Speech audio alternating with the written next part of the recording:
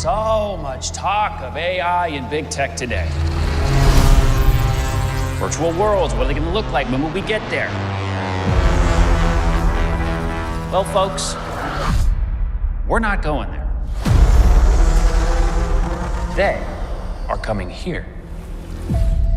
I would like you to meet Ares, the ultimate soldier.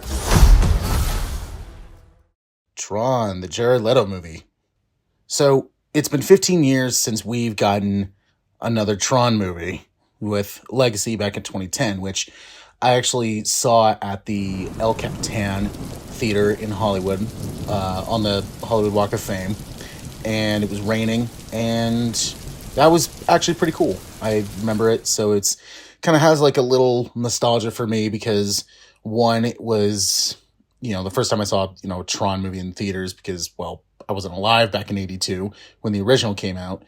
And with Legacy, it kind of set the bar high where it was like, all right, let's, make this into the modern day. And they got everything right in that one except a lot of the writing. And now 15 years later, and it's clear they didn't learn a damn thing. Didn't learn a thing. So we have TRON Ares here. So the story of this one is we have Evan Peters, who plays Dillinger, who is the great-grandson of, if you remember Dillinger from the first movie, it was, I believe it was David Warner. And they are in competition with Encom, who is, Bridges' company with the Flynns. And in the space of 5 minutes, we get a whole recap of 15 years of, Sam Flynn from Legacy became the new owner, and then now he's gone, and now it's this new person who is Eve Kim, played by Greta Lee. And, now we've got Dillinger, who says, hey, we have the technology now to bring the grid into real life. And I immediately went, uh-oh.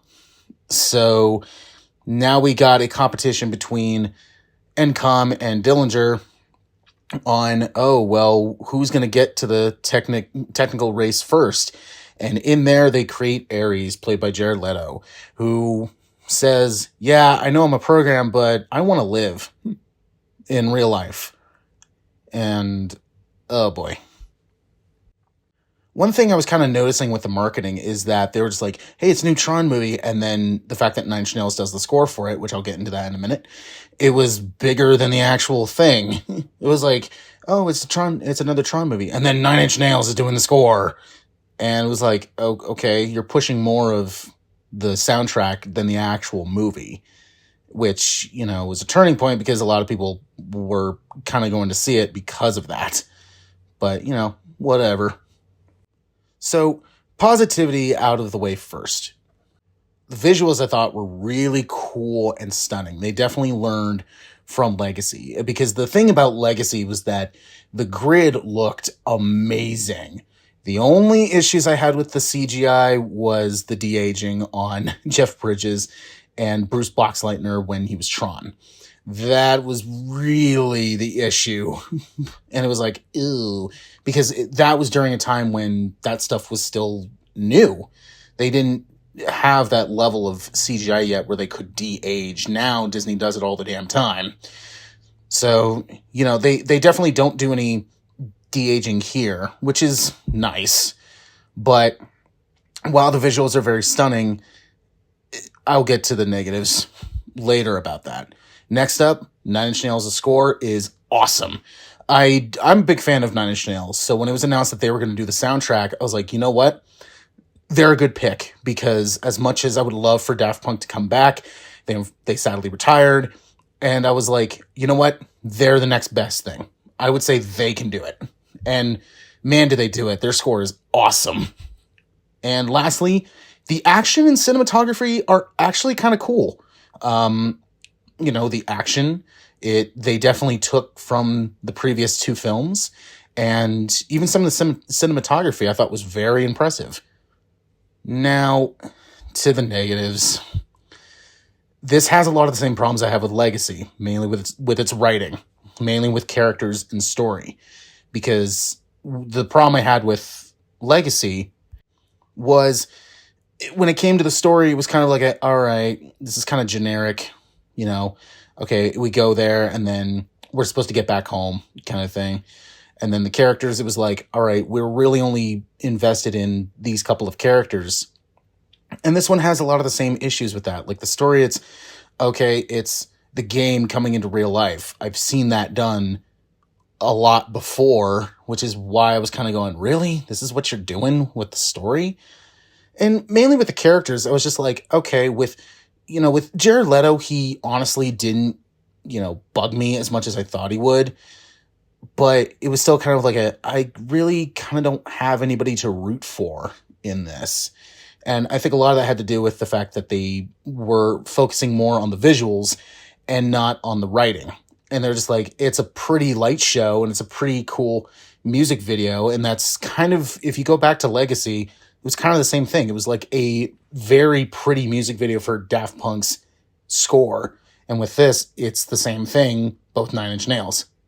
Another thing with the writing is that they do not continue the Flint storyline, where, like I said, in the first 5 minutes, we learn what happens, and for the past 15 years, and it's like, but that's kind of the movie we wanted to see there, was we wanted to see the continuation of the Flint storyline. We wanted to see Sam again, and, if they made him like what they did, they made him new CEO, it was like, all right, now he's CEO, but now he has to deal with this new thing, and that's our third movie right there. And it's like, there we go. That's kind of the movie we wanted to see. And last thing about the writing is that Tron is not in it. Even though he was barely in Legacy, he's not in this at all. So it's like they just said, oh, it's a Tron movie. But it's like, okay, where's your character? It almost feels like they said, okay, this is a Tron movie, but completely forgotten that Tron is an actual character in the movie. It's like if they make a John Wick film and they call it John Wick, but he doesn't pop up in it. And it's like, no, that's not how it is. It's like if they make John Wick 5 and he's not even in it. It's like, why? That's like Halloween 3, where Michael Myers was not in it, but they called it Halloween 3. It's like, why did you do this? So a lot of the negativity I do have, it all comes down to the writing, and the positives I can give, like visuals, Nine Inch Nails' score, and the action and cinematography, because I did think that they actually did a pretty good job with that. Unfortunately, this feels like they were baking a cake and they were doing it kind of right, but didn't put enough ingredients in, and the ingredients being the writing. And when they then baked it, they were like, all right, it's cool. And then the outside looks visually stunning. You got all the stuff there. It looks cool. You got all the details right. And then when you cut it open to serve it, it's all still raw in the inside. And they just go, oh, it, let's still eat it. That's how this feels. Now, do I think this is awful? No. Do I think that this is great? No. I'm glad I went in and lowered my expectations for this, because with all the issues I had, I did for the most part mostly enjoy it. I think them not adding Tron and continuing the Flint storyline and especially bringing the grid into the real world and how we kind of flip-flop back and forth between the grid, where with Legacy, we were in there the whole time. And especially the first movie, we were in there the whole time. Them flipping in and out was kind of like getting whiplash for a little bit. And that was definitely risky, and it did suffer some consequences, but it still managed to be entertaining to watch. The highlights for me are, the visuals, Nine Inch Nails, and the action cinematography. So I would say lower your expectations for this and try not to focus on the negatives too much, because you may, at the end of the day, get something out of this. So personally for me, this is not terrible. This is not awesome. To me, it's a nice average, where it's like, I'm glad I lowered my expectations, because I think if I didn't, this may have gotten lower. But I'm glad I did, because it ended up working out in the end. And, you know, I think if you don't focus on the negatives too much, you could potentially get something out of this.